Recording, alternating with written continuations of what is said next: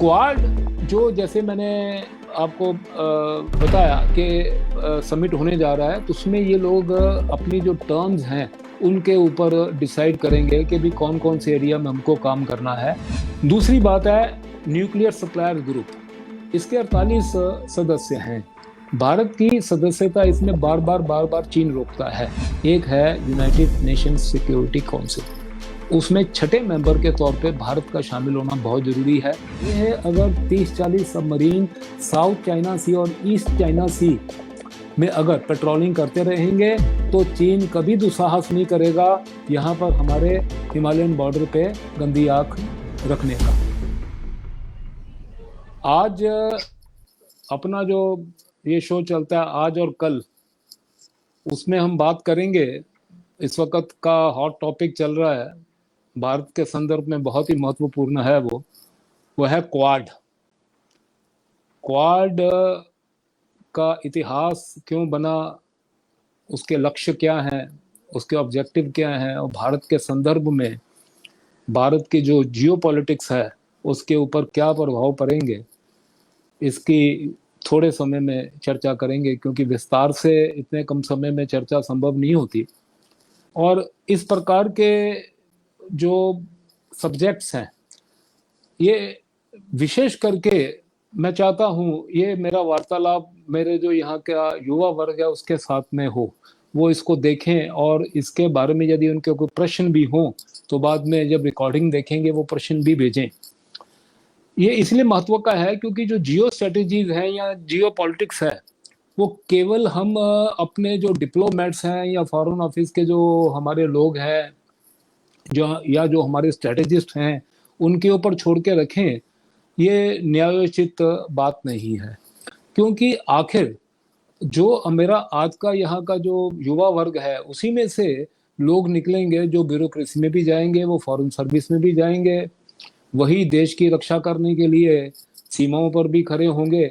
देश की जो दिशा है वो उसकी नीति निर्धारण जो आज का युवा है वही कल करने वाला है।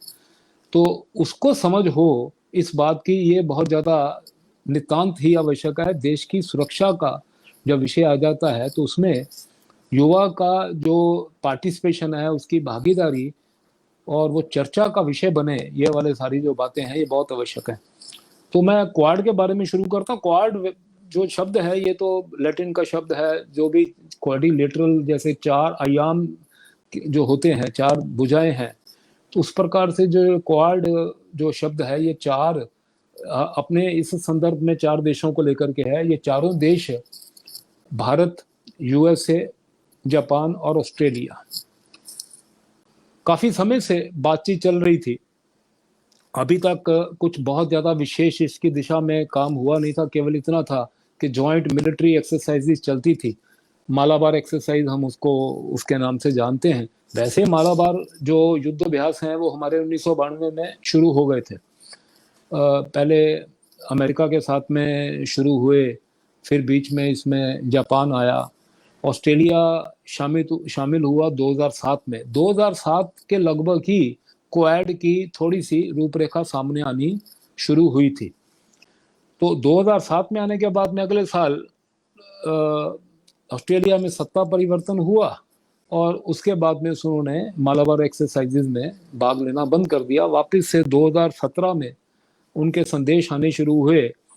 तो भारत उस वक्त थोड़ा सा इसमें संकोच कर रहा था, क्योंकि ऑस्ट्रेलिया ने 10 साल तक क्वाड और जो मालाबार अपनी एक्सरसाइजेज हैं उसमें से वो अनुपस्थित रहा।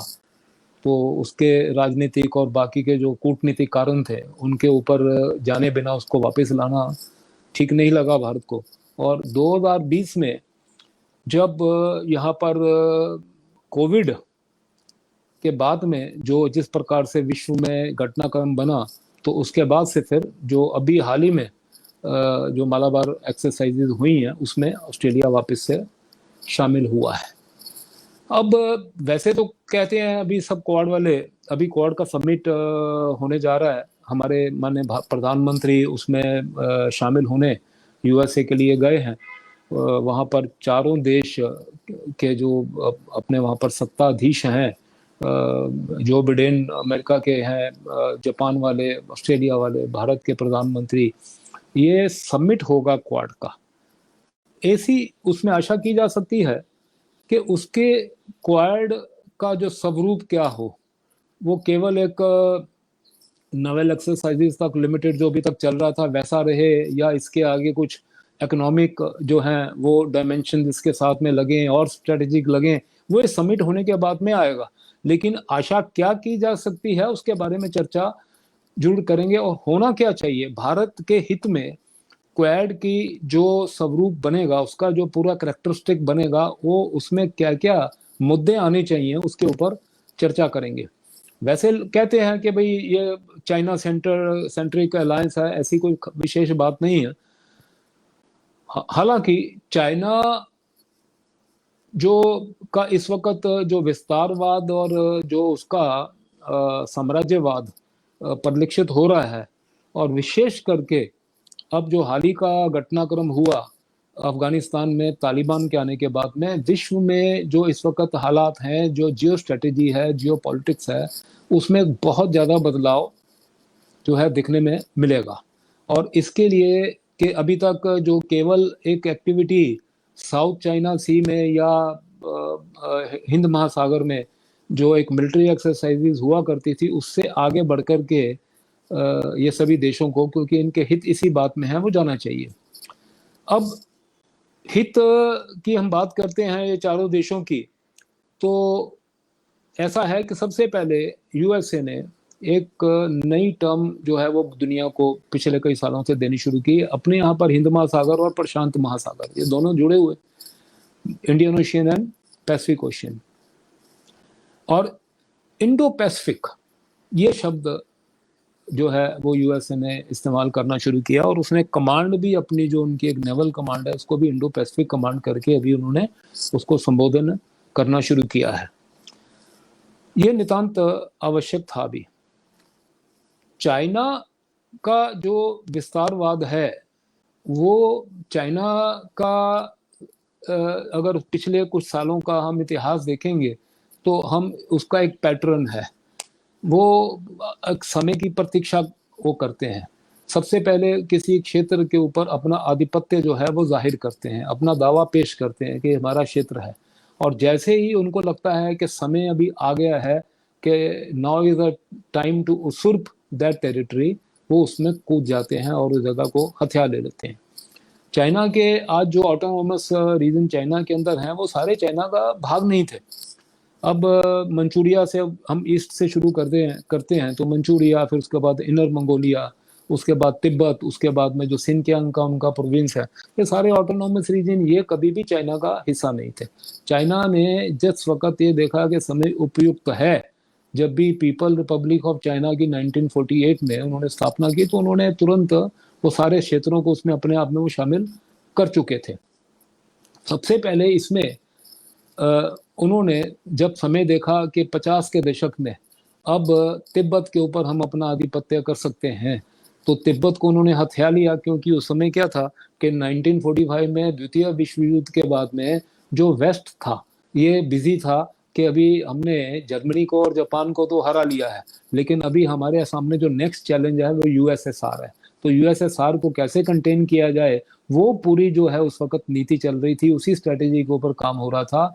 और चाइना ने इसको बखूबी भांप लिया, और चाइना ने इसको भांपते हुए उसने देखा कि ये लोग बिजी हैं यूएसएसआर को काउंटर करने के लिए, और यूएसएसआर के बीच के जो उसका चाइना का उनके साथ बॉर्डर है, उसमें बहुत बड़ा जो भूभाग है वो तिब्बत आज चाइना में आया है, तो बॉर्डर साझा हुआ। पहले बीच में तिब्बत भी था, क्योंकि जो ये सेंट्रल एशियन रिपब्लिक्स हैं उनके साथ में जो चाइना की सीमा लगती है वो सिनकियांग और तिब्बत के माध्यम से लगती है। तो इन्होंने फिर उसके बाद में तिब्बत के ऊपर कब्जा कर लिया। उसमें बड़ी गलतियां हुई, क्योंकि वेस्ट तो चलो ठीक था, वो अपने सोवियत रशिया को काउंटर करने में लगा था। भारत को उस समय ये बात जो है देख लेनी चाहिए थी कि चीन के साथ में हमारी चीन और बीच में हमारे तिब्बत एक बफर स्टेट के रूप में काम करता था। हमारा सांस्कृतिक संबंध जो है बहुत हजारों साल पुराने तिब्बत के साथ में रहे हैं, बड़े प्रेम पूर्वक संबंध रहे हैं उनके साथ में हमारे।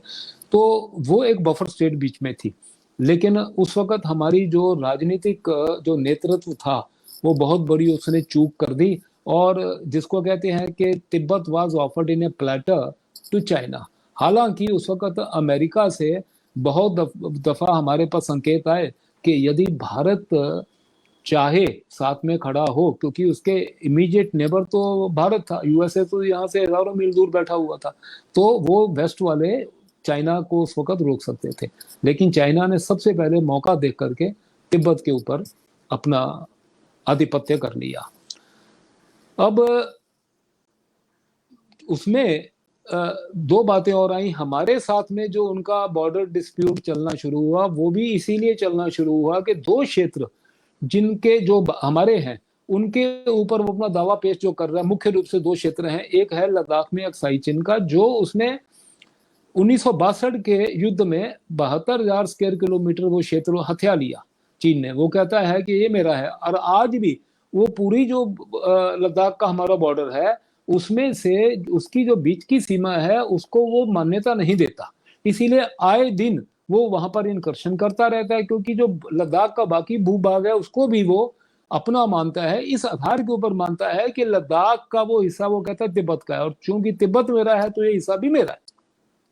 इसको मानते हुए इसीलिए वो जो ऊपर दौलत बेग ओल्डी से लेकर के नीचे पैनगोंग लेक तक 5 फिंगर, ये पूरा जो हमारी लाइन ऑफ कंट्रोल है, एक्चुअल कंट्रोल, वहां पर वो कुछ ना कुछ शरारत करता रहता है। अभी हाल ही में गलवान घाटी में भी जो उसके साथ में हमारी जो एक स्कर्मिशेस हुई उसी बात का नतीजा है। और दूसरा, चाइना जो अपना आधिपत्य मानता है भारत के भूभाग में, और अरुणाचल प्रदेश है, क्योंकि वो कहता है कि ये अरुणाचल प्रदेश है, ये साउथ तिब्बत है।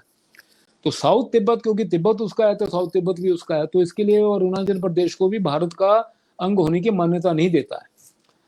तो ये सारी जो बातें हैं ये इसके कारण से हमारा जब तक चीन ऐसा लग रहा है कि सही समय के इंतजार में है, और उसको जिस प्रकार से उसने तिब्बत के ऊपर अपना पंजा डाला था, और बाकी देशों के साथ में भी उसको जो डिस्प्यूट चल रहे हैं उनके साथ भी वो जिसको कहते हैं कि it is biding it's time, कि जब सही समय आएगा तो उसके ऊपर मैं अपना पंजा मारूंगा। अब सवाल ये आता है कि ये सारे देश जो चीन से दुखी हैं, ये क्या उस समय का इंतजार करेंगे कि चीन इतना ताकतवर हो जाए और फिर बाद में हमें नुकसान पहुंचा पाए, या वो आज भी सब के सब इकट्ठे होकर के अपने छोटे मोटे जो मतभेद उनको बुला करके चीन की विस्तारवादी नीति को रोकें, उसका प्रयास करें? यह जो बात है ये इस वक्त दो ऑप्शंस विश्व के पास में है। चीन का केवल जैसे मैंने बताया कि भारत के साथ जो उसका विवाद है वो है ही है, उसका लैंड डिस्प्यूट जो है चीन का 15 से अधिक देशों के साथ में चलता है। रशिया के साथ वैसे तो उसका आजकल जो है वो बड़ा मित्रतापूर्ण उसके संबंध बने हुए हैं, क्योंकि स्ट्रेटेजिक उनके जो है वो दोनों के हित समान है। लेकिन रशिया के भी भूभाग के ऊपर वो अपना जो है वो दावा पेश करता है। वो कहता है कि जो रशिया की ईस्टर्न मोस्ट बंदरगाह है व्लादिवोस्तोक, उसको वो अपनी मानता है। अभी बीच में ग्लोबल टाइम में एक आर्टिकल आया जो इसका चीन का माउथ पीस है, उसमें उन्होंने कहा था कि व्लादिवोस्तोक जो है ये हालांकि बीच रशिया के पास है लेकिन ये हमारी जगह है। नेपाल के साथ में उसके डिस्प्यूट्स हैं। मंगोलिया का, इनर मंगोलिया कहने के बाद में भी जो बाकी का उसका बॉर्डर है उसमें भी कई हिस्से ऐसे हैं जिसके ऊपर वो अपना जो है दावा पेश करता है। अफगानिस्तान के साथ में जो उसका वाखन कॉरिडोर के नजदीक की जगह है वहां पर भी उसका जो टेरिटोरियल डिस्प्यूट उनके साथ में है। ताजिकिस्तान छोटा सा देश है, 90 लाख की उसकी जनसंख्या है। ताजिकिस्तान के जो 45% वहां का जो भूभाग है वो पामीर पर्वत श्रृंखला है। तो पूरे का पूरे पामीर पर्वत श्रृंखला के ऊपर चीन अपना जो है वो दावा ठोकता है। इसी तरह कजाकिस्तान, किर्गिस्तान, इनके साथ में उसका लैंड डिस्प्यूट है। नॉर्थ कोरिया हालांकि चाइना की डीप स्टेट है। चाइना ने एक ऐसी स्टेट क्रिएट कर रखी है कि जिसके जितने भी उसको जो है कि इलीगल काम करवाने होते हैं दूसरों देशों के साथ, वो नॉर्थ कोरिया से करवाता था। लेकिन नॉर्थ कोरिया के साथ में भी उसका लैंड डिस्प्यूट है, साउथ कोरिया के साथ में है, भूटान के साथ में है, म्यांमार के साथ में है, लाओस के साथ में है। इस तरह से उसका जो मैरीटाइम डिस्प्यूट्स हैं चाइना के, वो सबसे पहले उसमें एक बात आती है ताइवान की। ताइवान जो है, ये जब चाइना में क्रांति आई 1948 में, जब यहाँ वहां पर इनकी कम्युनिस्टों का शासन आया, तो जो कॉमिंतांग था जो उससे पहले वहां पर उसका राज था, वो ताइवान में चला गया। ये सब के सब, और जो उसको रिपब्लिक ऑफ चाइना करके पूरे विश्व ने रिकॉग्नाइज किया ताइवान को, और इनको ये अपने आप को पीपल रिपब्लिक ऑफ चाइना कहते थे, ये रिकॉग्नाइज नहीं थे। इनको रिकॉग्नाइज किया जाकर के 1971-72 में, जब जैसे मैंने पहले बताया कि कोल्ड वार के टाइम का जितनी भी पॉलिसीज वेस्ट ने बनाई, वो उनकी एक जो होती थी यूनिडायमेंशनल पॉलिसीज होती थी कि कैसे रशिया को जो है वो कहीं ना कहीं बांधा जाए। तो रशिया को बांधने के लिए यहाँ इनको ताकत देनी आवश्यक थी, तो इन्होंने चाइना को उस वक्त जो है रिकॉग्नाइज कर लिया। और चाइना ने इनके सामने एक सबसे बड़ी उस वक्त शर्त रखी थी कि वन चाइना पॉलिसी ये आपको जो है एक्सेप्ट करनी पड़ेगी। वन चाइना पॉलिसी में ये था, एक तो तिब्बत को चाइना का हिस्सा मानना पड़ेगा वेस्ट को, जो तब तक मानता नहीं था, और दूसरा ये था कि ताइवान जो है वो भी चाइना का हिस्सा है और उसको चाइनीज ताइपे करके संबोधित करना पड़ेगा। तो इसी तरह से आज इंटरनेशनल फोरम्स में ये 1972 के बाद में उसको चाइनीज ताइपे करके ही संबोधित लोग करते हैं। आज जब थोड़ा सा वातावरण चेंज हुआ है इंटरनेशनल पॉलिटिक्स का, तो वापस उसको ताइवान करके इन्होंने संबोधन करना शुरू किया है। अब ताइवान चाइनीज मूल के लोग हैं, वो वहां से जब इन्होंने कम्युनिज्म लिया, वो डेमोक्रेटिक प्रवृत्ति के थे, वो वहां चले गए। वहां का पूरा सिस्टम भी जो है मार्केट इकोनॉमी, उन्होंने वेस्टर्न मॉडल जो अडॉप्ट किया। आज खतरा जो सबसे पहले आने वाले समय में दिख रहा है, वो ये दिख रहा है कि चाइना क्योंकि उसके ऊपर अपना अधिकार मानता है ताइवान पे, तो सबसे पहले वो हमला करेगा तो ताइवान के ऊपर करेगा, क्योंकि वो इस बात को बिल्कुल नहीं मानता कि ये अलग देश है। तो इस चीज को ध्यान में रखते हुए उसका जो मैरीटाइम डिस्प्यूट जो है ताइवान के साथ में, तो एक हॉटस्पॉट ताइवान जो है वो होने जा रहा है। दूसरे उसके जो मैरीटाइम डिस्प्यूट्स हैं, फिलीपीन के साथ हैं, इंडोनेशिया के साथ में है, वियतनाम के साथ है, जापान के साथ है, साउथ कोरिया के साथ है, और फिर नॉर्थ कोरिया के साथ में है, सिंगापुर के साथ में है, ब्रूनी के साथ में। जितने भी जो ये साउथ चाइना सी से के नज़दीक जितने भी स्वतंत्र छोटे मोटे देश हैं, वो सबके साथ में उसका कोई ना कोई डिस्प्यूट है। अब नई नीति उसने एक और बना ली चाइना ने, वो आर्टिफिशियल आइलैंड जो है वो पूरे साउथ चाइना सी में क्रिएट कर रहा है। अब आर्टिफिशियल आइलैंड के आसपास की जितनी भी बाउंड्री होती है, वो उसको मैरीटाइम बाउंड्री अपनी मानता है। और फिर अभी एक कानून उसने बना दिया कि जिस समुद्री क्षेत्र को अपना मानता है, जबकि वो इंटरनेशनल वाटर्स हैं, उसको वो कहता है कि इसमें अगर कोई भी व्यापारी जहाज हो या वो नेवल वेसल हो, कोई भी हो, वो अगर वहां एंटर होगी या वहां से जाएगी, तो उसकी पहले परमिशन चाइना से लेनी पड़ेगी। तो ये उसने धीरे धीरे करके उसका जो विस्तारवाद की नीति साउथ चाइना सी के ऊपर थी, ये उसने पूरी जो है जग जाहिर अभी उसने कर दी है। अब जापान के साथ में उसका एक अलग से डिस्प्यूट है। जापान के साथ में एक चाइना और जापान के बीच में एक आइलैंड है, उसको सेनकाकू आइलैंड कहते हैं। सेनकाकू आइलैंड जो है वो वैसे जो है जापान के नियंत्रण में, लेकिन चीन उसके ऊपर अपना दावा पेश करता है। अब जापान की आज जो स्थिति और क्वाड के परिप्रेक्ष्य में उसका रोल क्या होने वाला है, क्योंकि 1945 में जब अमेरिका ने जापान पे हिरोशिमा नागासाकी के ऊपर जब दो उन्होंने एटम बॉम्ब गिराए, उसके बाद में जापान ने सरेंडर कर दिया। जापान सरेंडर करने के बाद में उसकी पूरी जो विदेश नीति है और उसकी पूरी डिफेंस जो है वो अमेरिका के नियंत्रण में थी। तो कई सालों तक तो जापान इस बात से जो है बहुत ज़्यादा सेटिस्फाइड था कि ठीक है, मैं अपना ध्यान पूरा इकोनॉमिक पहले 10-15 साल तो उन्होंने नेशन रीबिल्डिंग में लगा दी। 1945 में पूरी तरह से उनको तबाह कर दिया गया था। पहले तो 15-20 साल उन्होंने अपने आप को नेशन रीबिल्डिंग में लगाया, फिर उन्होंने अपनी इकोनॉमी के ऊपर ध्यान दिया। दुनिया की दूसरी सबसे बड़ी इकोनॉमी वो हुआ करते थे कई साल तक। आज भी उनकी जो जीडीपी है $5 ट्रिलियन की आज भी है। तो जापान ने अपना ध्यान रखा पूरा इकोनॉमिक प्रॉस्पेरिटी के ऊपर, और चूंकि उसकी गारंटी सुरक्षा की अमेरिका ने देके रखी थी तो वो इस बात से सेटिस्फाइड थे। लेकिन आज जो आने वाले समय में जो वातावरण लग रहा है, एनालिसिस अगर किया जा सकता है तो बड़े सेफली हम इस बात को एनालाइज कर सकते हैं कि अमेरिका की अपनी जो जीडीपी ग्रोथ है वो धीरे धीरे करके जो है वो स्टैंडस्टिल अभी 22-23 ट्रिलियन डॉलर की उनकी है, लेकिन उनका ग्रोथ रेट ज्यादा जो है नहीं। तो और बाकी सब पूरी दुनिया में उसने अपने पैर पसारे हुए थे, धीरे धीरे करके वो अपने पैर खींच रहा है वापस। उन्होंने कोरियन वॉर में जो है वो इंटरफेयर करके देख लिया और उधर से कुछ नहीं मिला। उन्होंने वियतनाम में पैर रख के देख लिया, उधर से कुछ नहीं मिला।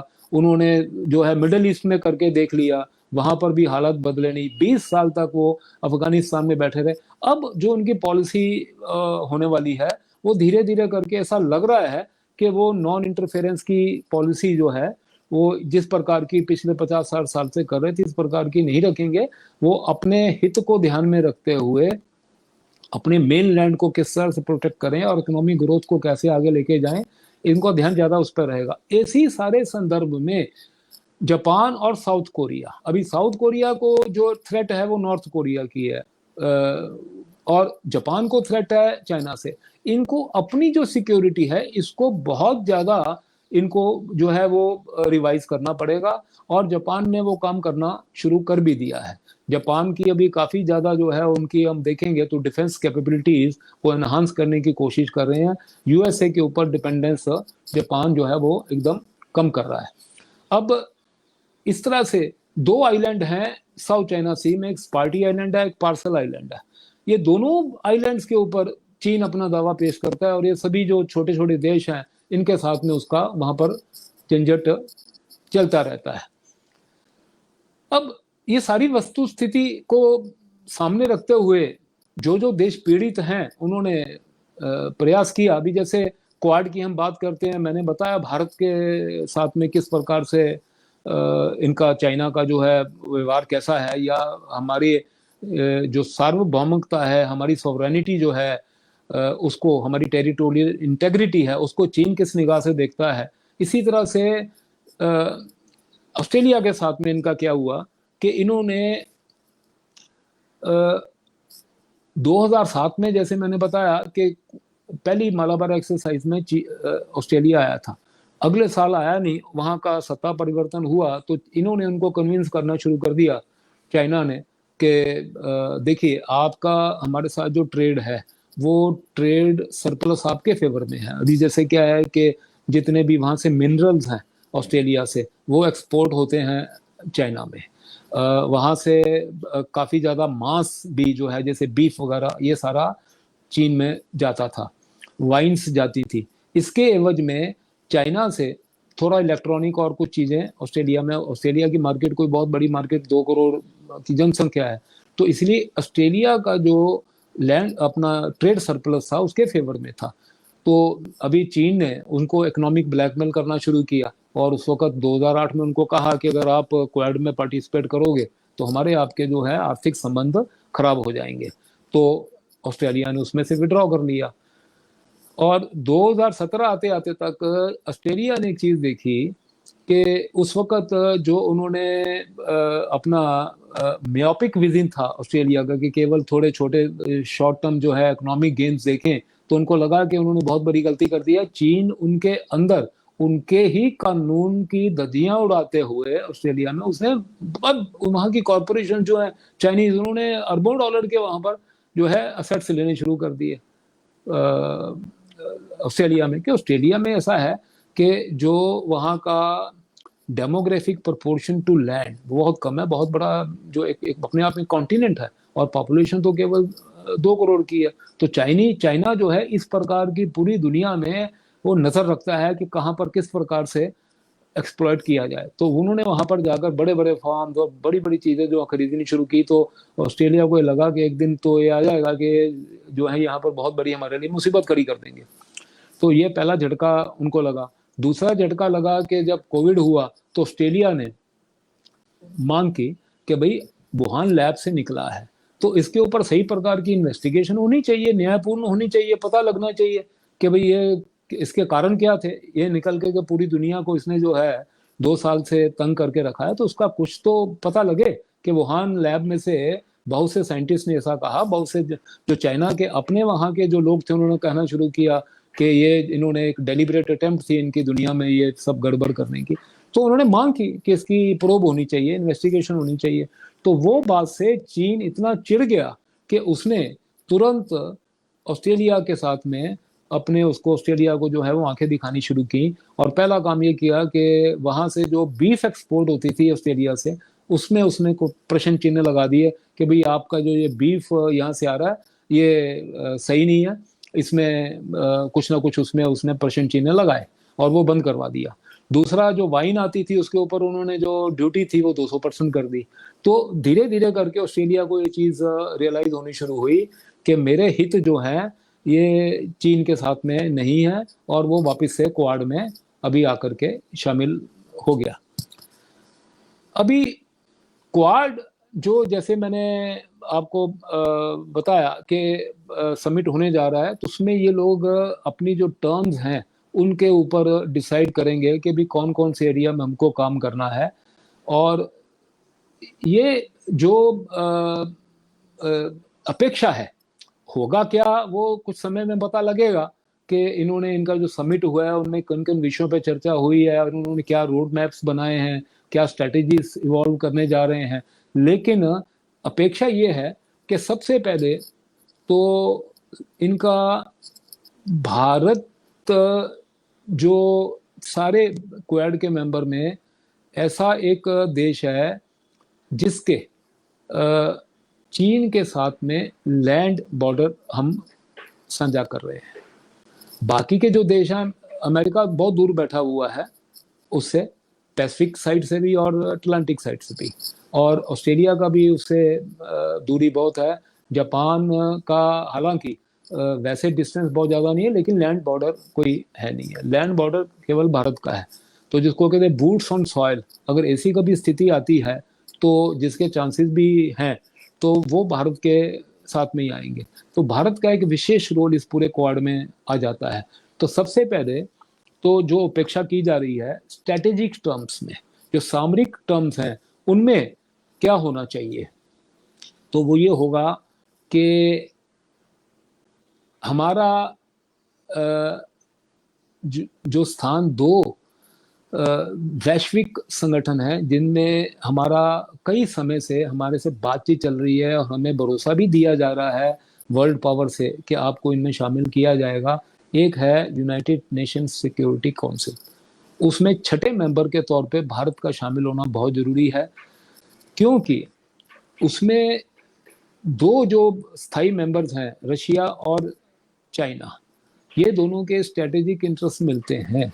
तो उसमें फिर क्या होगा, कल को कोई भी बड़ा निर्णय करना होगा तो उसमें ऐसी स्थिति में चाइना और रशिया दोनों जो है, चाइना बहुत बड़ी इकोनॉमिक पावर है और बहुत बड़ी मिलिट्री पावर बनने जा रहा है, रशिया एज इट इज बहुत बड़ी मिलिट्री पावर है, तो इनका वजन बहुत बढ़ जाता है। तो भारत के हित को देखते हुए पूरी दुनिया में हमारी जो जनसंख्या है 140 करोड़ की जनसंख्या है, अगर हम वहां पर दावा पेश करते हैं यूनाइटेड नेशन सिक्योरिटी काउंसिल में आने का, तो उनके हमारे दावे के ऊपर सत्यता बहुत बड़ी है। 10,000 साल का इतिहास रहा है, किसी देश के ऊपर हमने आक्रमण किया नहीं है। पीसफुल को एक्जिस्टेंस जो है हमारा वसुदेव कुटुंबकम का सिद्धांत है, जिसके ऊपर हमारी सभ्यता संस्कृति टिकी हुई है। तो ये सारी बात को देखते हुए, हमारा ट्रैक रिकॉर्ड देखते हुए, हमारा रोल पूरी दुनिया में जो है वो देखते हुए भारत का यूनाइटेड नेशन सिक्योरिटी काउंसिल में आना बहुत जरूरी है। और ये सारे पावरफुल नेशंस जो हैं आज जो है पूरा यूरोपियन यूनियन है, उसके बाद में यूएसए है और फिर जापान है और क्वाड का ऑस्ट्रेलिया है, ये सब मिलकर के ताकत लगाएंगे तो यूनाइटेड नेशन सिक्योरिटी काउंसिल की 27 जो सदस्यता हमको मिलनी चाहिए। तो ये क्योंकि बाकी की जो हमारी रणनीति बनेगी उसमें ये होना एक बहुत महत्व की बात है। दूसरी बात है न्यूक्लियर सप्लायर्स ग्रुप, इसके 48 सदस्य हैं। भारत की सदस्यता इसमें बार बार चीन रोकता है।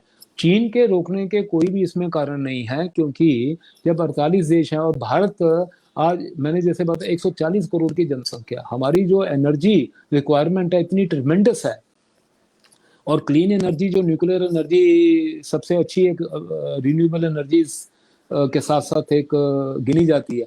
तो उसके लिए हमें जो है जो रॉ मटेरियल है यूरेनियम, वो हमें इधर उधर जाकर के मतलब बराबर मिल नहीं पाता। जितने हमारे पास यहाँ कैपेसिटी है, हमें मान लीजिए कि अगर आने वाले समय में 2 लाख मेगावाट न्यूक्लियर एनर्जी जो इलेक्ट्रिसिटी पैदा करनी है, तो उसके लिए जो पर्याप्त मात्रा में यूरेनियम चाहिए वो मिलता नहीं है।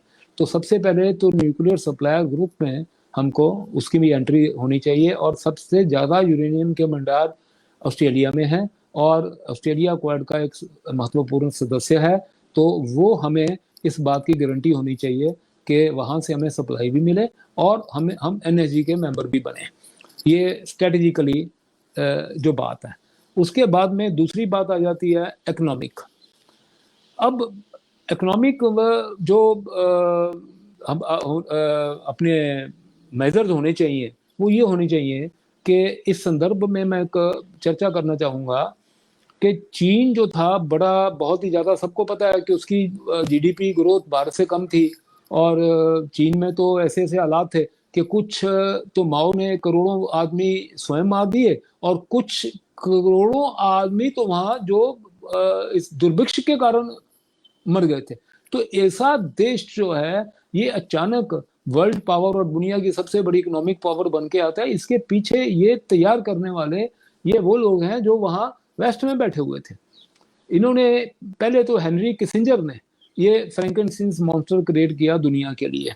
उसने जैसे मैंने बताया कि यूएसएसआर के अगेंस्ट में खड़ा करना था। दूसरा उसको क्या लगा कि चीन भी कम्युनिस्ट देश है, तो इनको कम्युनिस्ट देश को अगर हम इस रास्ते पे लगा देंगे, जैसे कहा जाता है ना कि भाई सबसे बड़ी बात है कि भूखे भजन ना होए गोपाला, तो पहले सबसे पहले तो इनको जो है ये देश जो है ये इसमें भूख है, तो इनको सबसे पहले तो इनके रोटी का प्रबंध किया जाना चाहिए।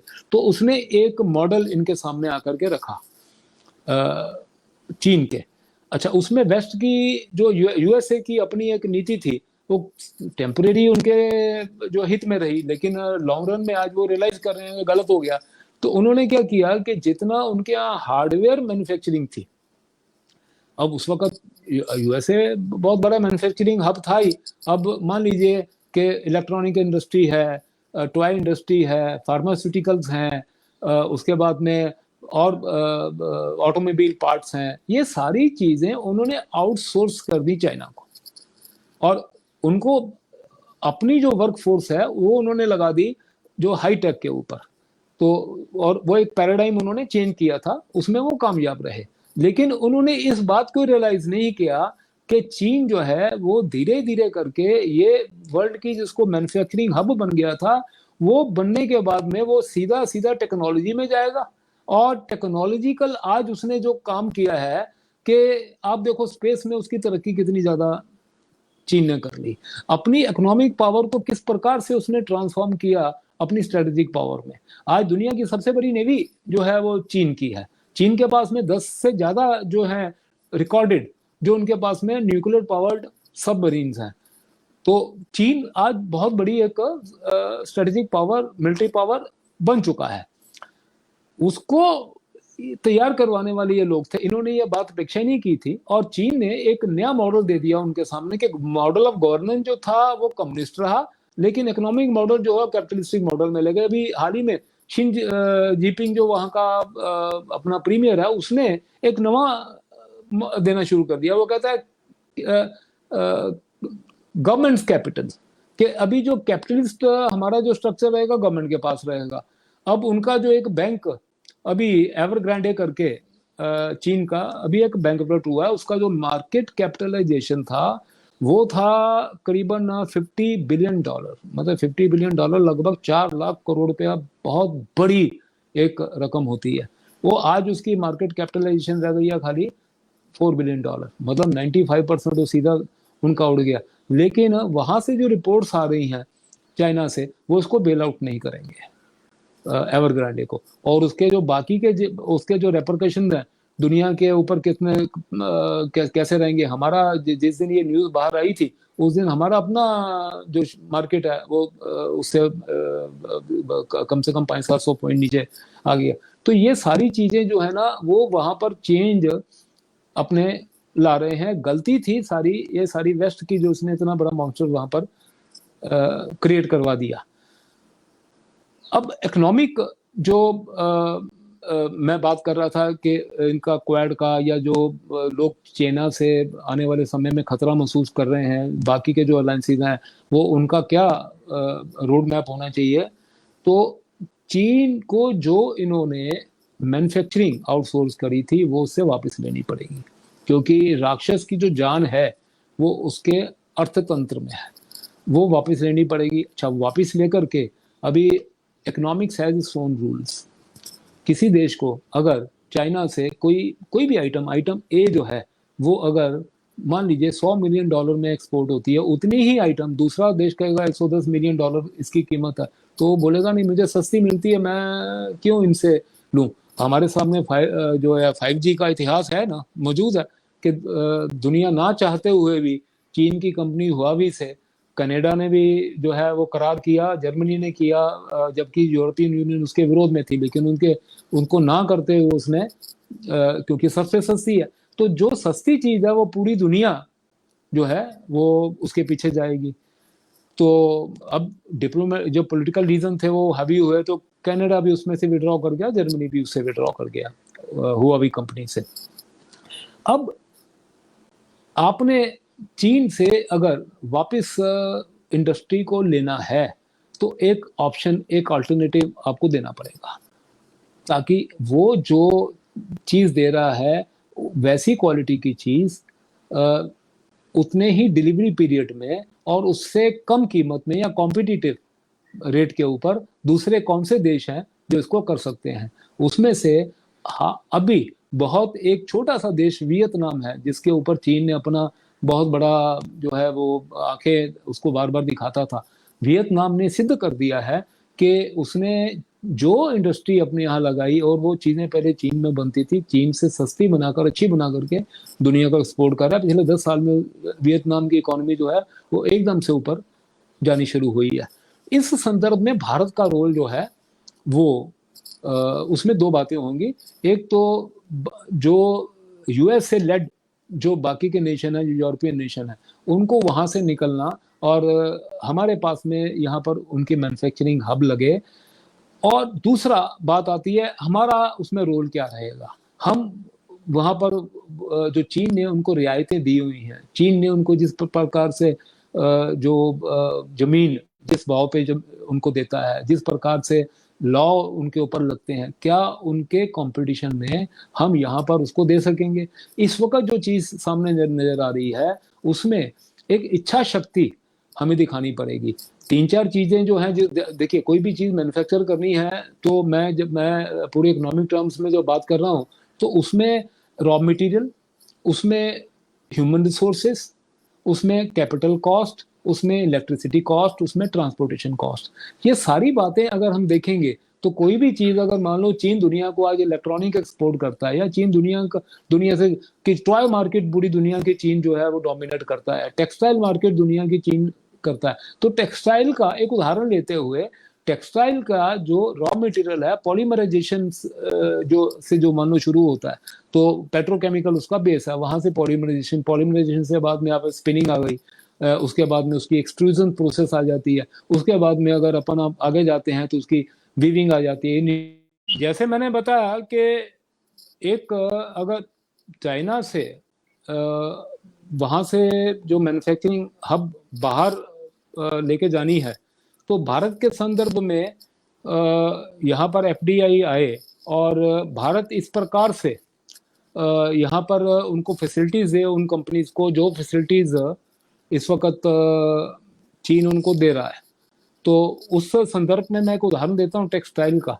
अब टेक्सटाइल में जो भी कोई भी इंडस्ट्री टेक्सटाइल के अलावा भी हो, उसमें जो चीजें जाते हैं उसमें रॉ मटेरियल है, वहां पर ह्यूमन रिसोर्सेज हैं, वहां पर कैपिटल कॉस्ट है, वहां पर आपका इलेक्ट्रिसिटी है और ट्रांसपोर्टेशन है।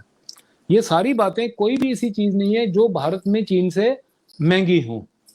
तो बात आती है कि इस प्रकार से वातावरण, इस प्रकार से फैसिलिटीज, इस प्रकार की लैंड डील्स उन कंपनीज को दी जाए जो चीन से निकल करके भारत में आकर के मैन्युफैक्चरिंग शुरू कर सकें। उसमें दो लाभ होंगे।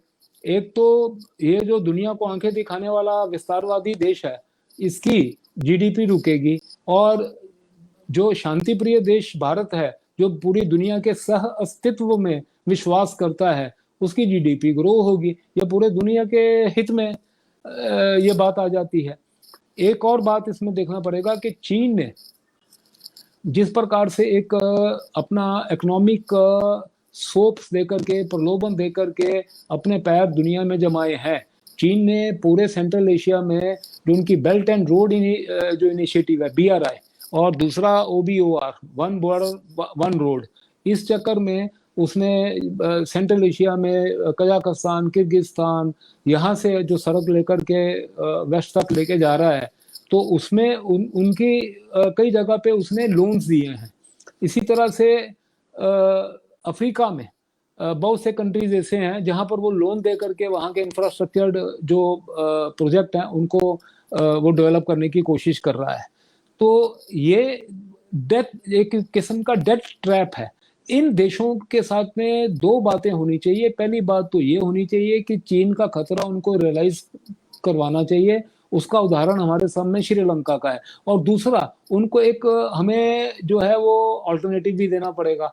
ये क्वाड जो नेशंस हैं उनको एक अल्टरनेटिव उनको देना पड़ेगा, क्योंकि हर देश जो है इस वक्त, आज जिस प्रकार से वातावरण दुनिया में चल रहा है, इंफॉर्मेशन टेक्नोलॉजी का, हर बंदा, हर देश चाहता है कि मेरी तरक्की हो, और उसके पास में अगर कैपिटल नहीं है इंफ्रास्ट्रक्चर में डेवलप करने की, और चीन देता है, और चीन को आपने उसमें वहां से निकालना है, तो आपको एक वहां पर ऑल्टरनेटिव मैकेनिज्म रखना पड़ेगा। तो क्वाड देशों को, इन सब देशों में जो है अपना कोई ना कोई इंफ्रास्ट्रक्चर डेवलप जो है वो करने के लिए एक फाइनेंशियल जो है फार्मूला देना पड़ेगा।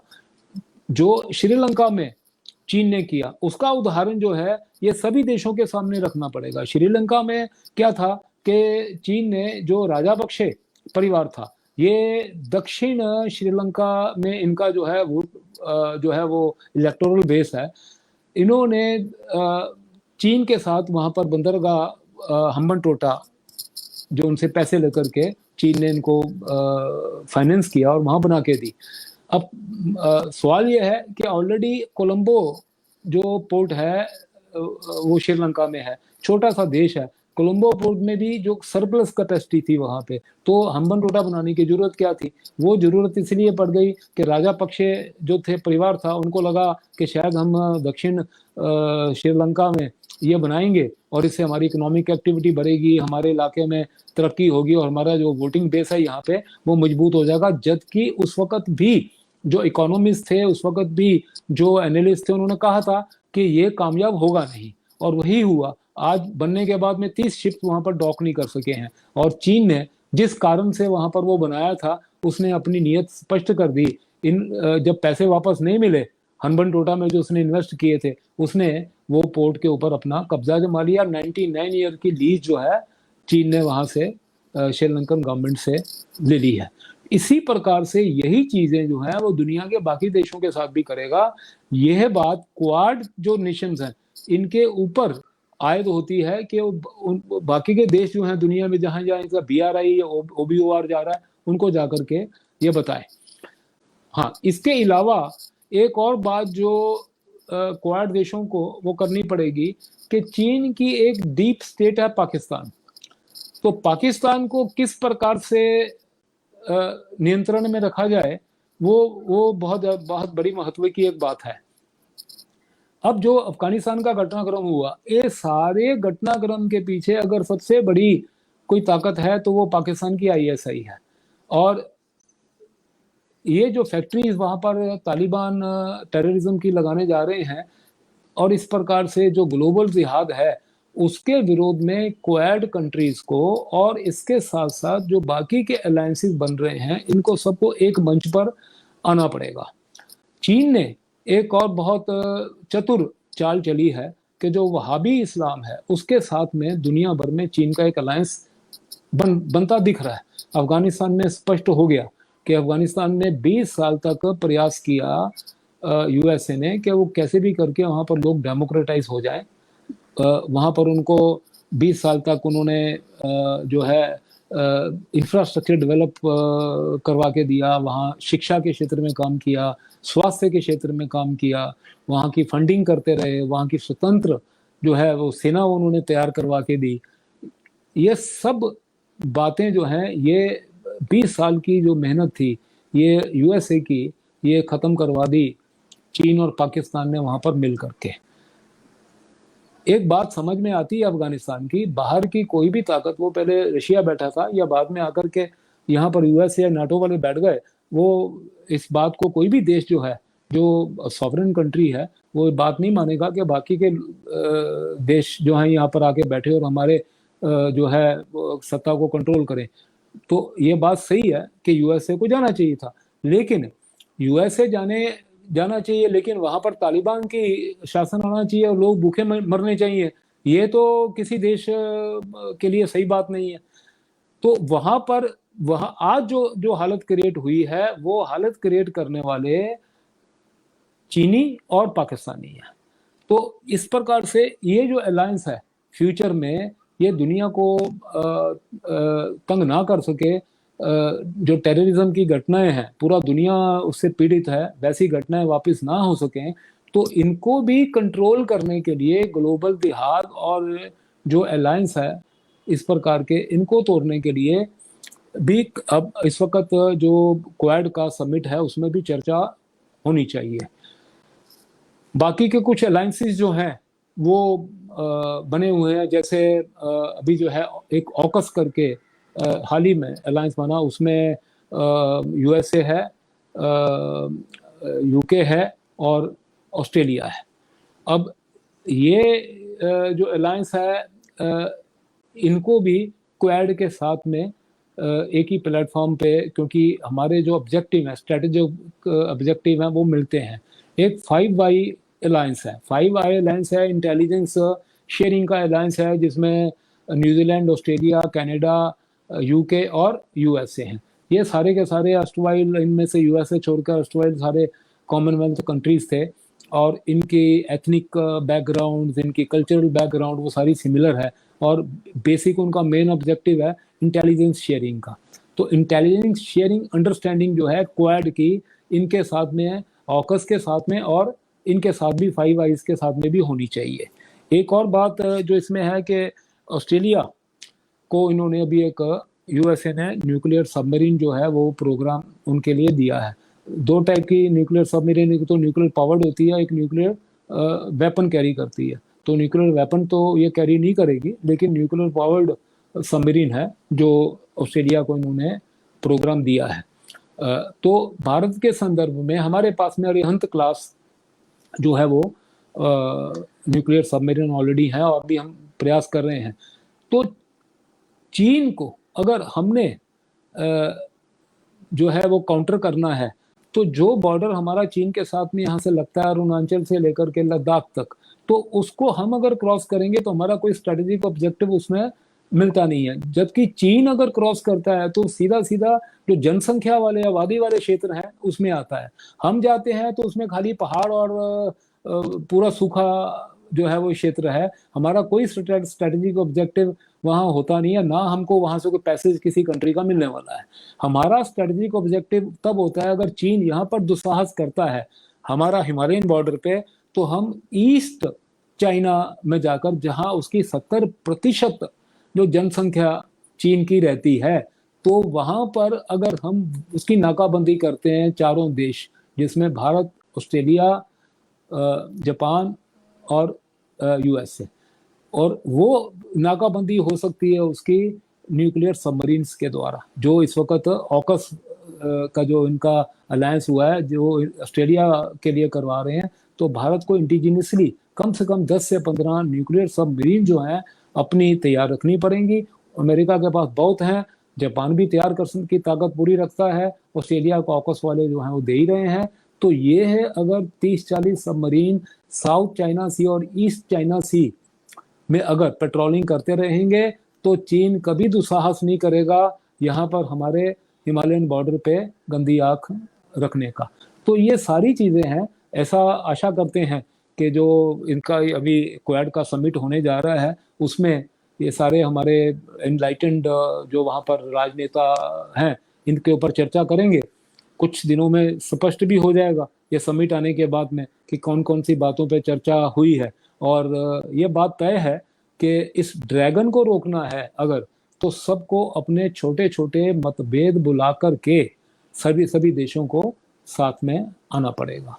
इसके साथ ही मैं बात आज की मेरी चर्चा समाप्त करता हूँ। धन्यवाद।